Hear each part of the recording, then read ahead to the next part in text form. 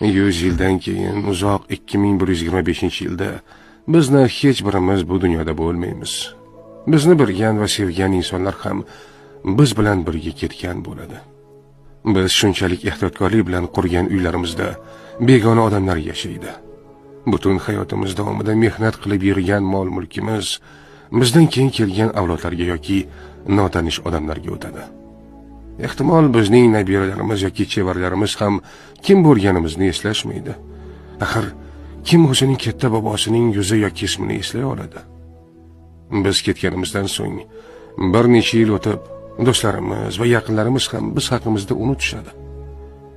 Yana bir necha 10 yillardan keyin esa suratlarimiz yo'qoladi.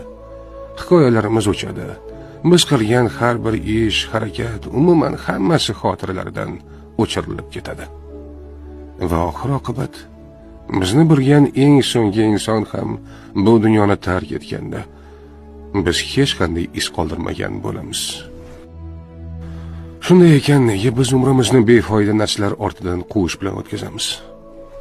Nega biz oxir-oqibat ahamiyatsiz bo'lib qoladigan boylik, martaba, obro' uchun bunchalik harakat qilamiz? Aslida haqiqatan ham muhim bo'lgan narsa bu yaqinlarimiz bilan birga o'tkazgan samimiy damlar, birgalikdagi sayrlar, iliq quchoqlar, sevimli insonlarimizga aytgan yaxshi gaplarimiz, qilgan amallarimiz va savob ishlarimiz. Chunki biz bu dunyoni tark etganimizdan keyin ham ular bizga hamroh bo'ladi. Mol-mulk bizni tark etadi, lekin qilgan yaxshiliklarimiz abadiy qoladi. Shuning